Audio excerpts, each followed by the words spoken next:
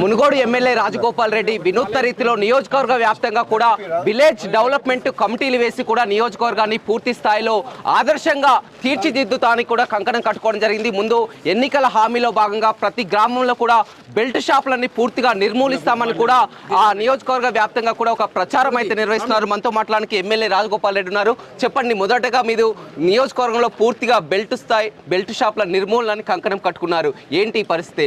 అంటే ఇది గతంలో కూడా మేము ఎన్నికల సందర్భంగా కాంగ్రెస్ పార్టీ కూడా మేనిఫెస్టోలో పెట్టింది. ఒక విడతల వారీగా మద్య నిషేధం కాదు కానీ మద్యాన్ని కొంచెం కంట్రోల్ చేయాల్సిన అవసరం ఉంది. ఎందుకంటే ఈ మద్యం అనేది గ్రామాల్లో విచ్చలవిడిగా దొరకడం వల్ల చాలామంది పేదలు కొందరు బానిసలై ఎన్నో కుటుంబాలు నాశనం అవుతున్నాయి. కాబట్టి మా మునుగోడు నియోజకవర్గంలో నేను ఎన్నికల సందర్భంగా ఇచ్చిన హామీ మేరకు చాలామంది మహిళలు వాళ్ళ బాధలు చెప్తున్నారు. కాబట్టి మేము ఈ గత 15 రోజులుగా అధికారులను కూడా అప్రమత్తం చేసి ఎక్కడైతే పర్మిషన్ లేకుండా ఇల్లీగల్గా బెల్ట్ షాపులను అమ్ముతున్న వాటిని కంట్రోల్ చేయాలని చెప్పి నిర్ణయం చేసుకున్నాం. మా నాయకులందరూ కూడా గ్రామాల్లో ప్రతి ఒక్కరు కూడా మా కాంగ్రెస్ పార్టీ నాయకులు కార్యకర్తలందరూ కూడా దీని మంచి కార్యక్రమం కాబట్టి దీన్ని ప్రజల్లోకి విస్తృతంగా తీసుకుపోయి దీన్ని అరికట్టే ప్రయత్నం చేస్తున్నాం. తప్పకుండా మేము సక్సెస్ అవుతామని అనుకుంటున్నాం. గతంలో చాలా మంది కూడా దుష్ప్రచారం చేశారు. రాజగోపాల్ రెడ్డి గెలిచినాక నియోజకవర్గానికి వస్తాడా, తిరుగుతారు అనుకున్నారు. కానీ మీరు పూర్తిగా వారికి చెప్తున్నారు డెవలప్మెంట్ కమిటీలు కూడా చేసి పూర్తిగా ఇక్కడే ఉంటాను, గ్రామంలో కూడా ఏ సమస్యలు ఉన్నాయో ఒక కమిటీలు వేస్తున్నామని కూడా చెప్తున్నారు. త్వరలో కూడా మీరు నిజామాబాద్ కూడా వీరిని తీసుకెళ్లి కూడా చూపిస్తామని చెప్తున్నారు. డెఫినెట్గా కొన్ని గ్రామాలు నాకు మన నిజామాబాద్ జిల్లాలో విలేజ్ డెవలప్మెంట్ కమిటీ ఫామ్ చేసుకొని ఎంతో క్రమశిక్షణతోటి ఆ గ్రామాల్లో ఆ కమిటీలు పనిచేస్తున్నాయి. అక్కడ ఎవరన్నా తప్పు చేస్తే ఆ విలేజ్ డెవలప్మెంట్ కమిటీ కూర్చొని పోలీస్ స్టేషన్తో సంబంధం లేకుండా కూడా వాళ్ళకు జరిమానా విధిస్తుంది. విలేజ్ డెవలప్మెంట్ కమిటీ ద్వారా ఆ గ్రామంలో ఉన్న ధనవంతులు ఎవరు ఉంటే విరాళాలు సేకరించి విలేజ్ డెవలప్మెంట్ కూడా చేస్తుంది. ఆ గ్రామంలో పేదవాళ్ళు ఉంటే కూడా విలేజ్ డెవలప్మెంట్ కమిటీ ద్వారా పేదవాళ్లకు సాయం చేస్తారు. సో అటువంటి కేస్ స్టడీస్ ఒక 2 నుంచి 3 గ్రామాలని మా మునుగోడు నియోజకవర్గం నుంచి తీసుకుపోయి దాదాపు 10 బస్సులలో పోవాలని నిర్ణయించినాం. ఈరోజు తప్పకుండా జనవరి 2nd వీక్లో మోస్ట్లీ మేము ఆ విలేజ్ తీసుకొని పోయిస్తాం.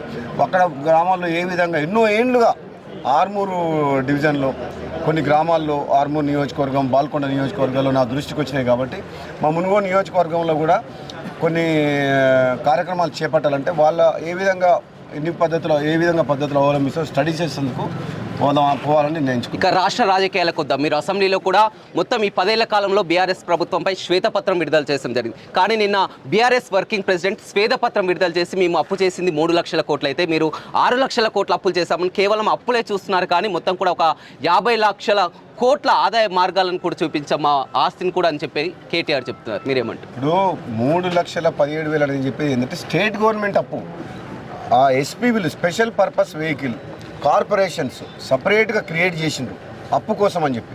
అవి ఎఫ్ఆర్బిఎంకు సంబంధం లేకుండా డైరెక్ట్గా ప్రైవేట్ బ్యాంకుల నుంచి, పవర్ ఫైనాన్స్ కార్పొరేషన్ నుంచి, రూరల్ ఎలక్ట్రికల్ కార్పొరేషన్ నుంచి ఈ విధంగా ఇంకొక 3 లక్షల కోట్లు తీసుకున్నారు. కాబట్టి మొత్తం 6,70,000 కోట్లు అనేది రాష్ట్రానికి సంబంధించిన సంస్థలకు, రాష్ట్ర ప్రభుత్వానికి, రాష్ట్ర సంస్థలకు కూడా ఉన్నది. కాబట్టి టోటల్ అప్పు 6,70,000 ఉందని చెప్పినాం మేము. రాష్ట్రం ఒకటి అనేది సపరేట్ కాదు, దానికి సంబంధించిన ఆర్టీసీ కావచ్చు, జిహెచ్ఎంసీ కావచ్చు, కాళేశ్వరం ప్రాజెక్టు కార్పొరేషన్ కావచ్చు, పాలమూరు కార్పొరేషన్ కావచ్చు, సీతారామ ప్రాజెక్టు కావచ్చు, ఇవన్నీ కూడా రాష్ట్రానికి సంబంధించిన అప్పులే. కాబట్టి మన రాష్ట్రానికి మొత్తం కలిపి 6,70,000 ఉందని చెప్పినాం. అది వాస్తవము. సంపద సృష్టించడం అనేది అది కేటీఆర్ కాదు. ఏదైతే డెవలప్మెంట్ ఉందో, ఔటర్ రింగ్ రోడ్ కానీ, ఎయిర్పోర్ట్ కానీ, హైటెక్ సిటీ ఫైనాన్షియల్ డిస్ట్రిక్ట్ కానీ, ఇవన్నీ కాంగ్రెస్ పార్టీ ప్రభుత్వం ఉన్నప్పుడు చేసిందే. కొత్తగా వీళ్ళు వచ్చి ఏం చేసింది లేదు. ఈరోజు పెట్టిన పవర్ ప్లాంట్స్ ఏదైతే ఉందో గతంలో కాంగ్రెస్ పార్టీ ఉన్నప్పుడు చేసిన ప్రణాళికలే ఈరోజు వాళ్ళు ఫ్రీ పవర్ ఇవ్వగలిగినారు. వాళ్ళు వచ్చిన రోజు నుంచి ఫ్రీ పవర్ ఇస్తున్నారంటే దానికి ఆలోచన, దాని ఫౌండేషన్ వేసింది ఎవరు? కాంగ్రెస్ పార్టీ హయాంలోనే. వాళ్ళు చేసిన అప్పులు అభివృద్ధి పేరు మీద కాళేశ్వరం ప్రాజెక్టు మీద అప్పులు చేసిండ్రు, ప్రాజెక్టు కూలిపోయింది. యాదాద్రి పవర్ ప్లాంట్ అనేది చాలా బడ్జెట్ పెరిగిపోయింది ఎస్టిమేషను. అది దానికి 7 రూపాయలు యూనిట్ పడుతుంది. బయట మార్కెట్లో 4 రూపాయల 50 పైసలకు దొరుకుతుంది పర్ యూనిట్ ఓపెన్ మార్కెట్లో. సో వాళ్ళు చేసింది అభివృద్ధి అనే పేరు మీద వాళ్ళ కమిషన్ల కోసం టీఆర్ఎస్ నాయకులు టీఆర్ఎస్ ప్రభుత్వం దోసుకుని తప్పితే నిజంగా అభివృద్ధి అనేది ఎక్కడ జరగలేదు. అంటే ఈ ఇచ్చిన హామీలన్నీ కూడా నెరవేర్చలేకనే ఈ విధంగా అప్పులన్నీ కూడా చేస్తున్నారని కూడా విమర్శలు చేస్తున్నటువంటి. ఇప్పుడు మేము ప్రభుత్వము చేపట్టే రాడికి రాష్ట్రంలో ఉన్న పరిస్థితులని ప్రజలకు తెలపాల్సిన బాధ్యత మా ప్రభుత్వం మీద ఉంది. మేము ఎన్నికల మేనిఫెస్టోలో చెప్పిన హామీలన్నిటికి కూడా విడతల వారీగా మేము వాటిని అమలు చేసే బాధ్యత మా మీద ఉంది. కానీ ప్రజలకు నిజాలు తెలవాలి. ఈ రాష్ట్ర ప్రభుత్వం చేసిన నిర్వాహకం వల్ల 10 ఏళ్ల పాపలో అవినీతి ఏ విధంగా జరిగింది, అభివృద్ధి పేరు మీద ఎన్ని లక్షల కోట్లు దోపిడీ అయింది, వాటి మీద జ్యుడిషియల్ ఎంక్వైరీ చేసి ఎక్కడెక్కడ పొరపాటు జరిగినాయి, ఎక్కడెక్కడ దోపిడీ జరిగిందని కూడా బయటికి తీసుకొస్తామని చెప్పి ప్రజలకు చెప్తున్నాం. వాళ్ళు అది జీర్ణించుకోలేకపోతున్నారు, భయపడుతున్నారు. వాళ్ళు ఇవన్నీ నిజాలని బయటకు వస్తాయి రాబోయే రోజుల్లో.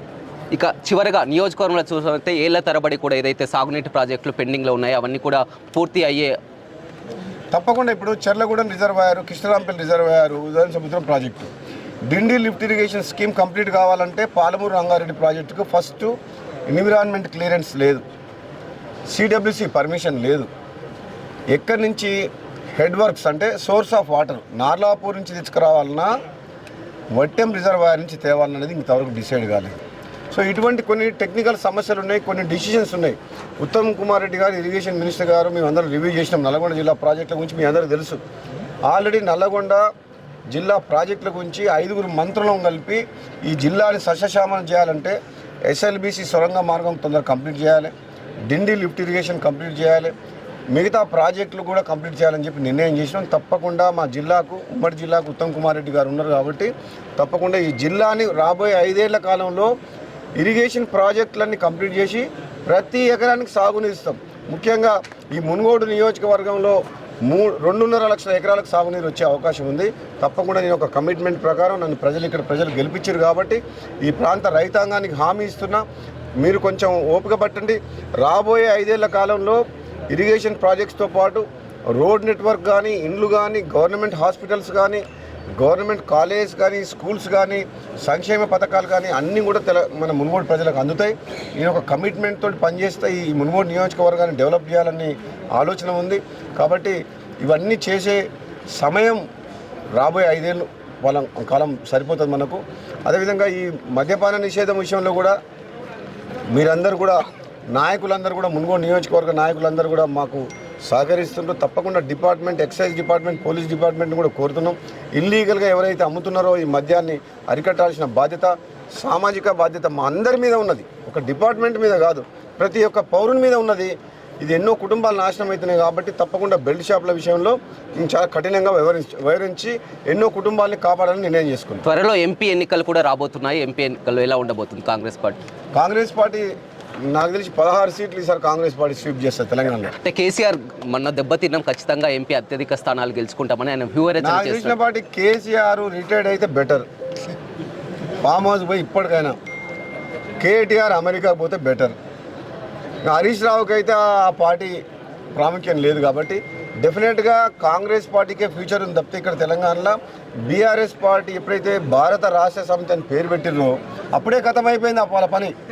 తెలంగాణ ప్రజలతోటి బంధం, ఎమోషనల్ బాండింగ్ ఏదైతే ఉందో, తెలంగాణ పేరు ఎప్పుడైతే తీసేసిర్రో టీఆర్ఎస్ అని అప్పుడే వాళ్ళ పని అయిపోయింది. తెలంగాణ ప్రజలతో బంధం తెంచుకున్నారు కాబట్టి రాబోయే రోజుల్లో కాంగ్రెస్ పార్టీనే ఉంటుంది తప్పితే తెలంగాణలో బీఆర్ఎస్ పార్టీ ఉండదు. రైట్, చూడొచ్చు. ప్రజలకు ఇచ్చిన హామీలన్నీ కూడా నెరవేరుస్తామనుకుని ఒక్క హామీని నెరవేరుస్తాం. అదేవిధంగా నియోజకవర్గంలో ఉన్నటువంటి పెండింగ్ ప్రాజెక్టులను కూడా పూర్తి చేస్తాం. నియోజకవర్గంలో కూడా అభివృద్ధి కమిటీల పేరుతో మొత్తం అన్ని గ్రామాల వారిగా వేస్తాం. అదేవిధంగా నియోజకవర్గంలో పూర్తి స్థాయిలో కూడా బెల్ట్ షాపులను కూడా నిషేధం చేస్తామని కూడా ఎమ్మెల్యే రాజగోపాల్ రెడ్డి చెప్తున్నారు. Over to studio. మరిన్ని వీడియోస్ కోసం ఛానల్ ని సబ్స్క్రైబ్ చేయండి. లేటెస్ట్ అప్డేట్స్ కోసం వాట్సాప్ ఛానల్ ని ఫాలో చేయండి. అండ్ లింక్ డిస్క్రిప్షన్ లో ఉంది.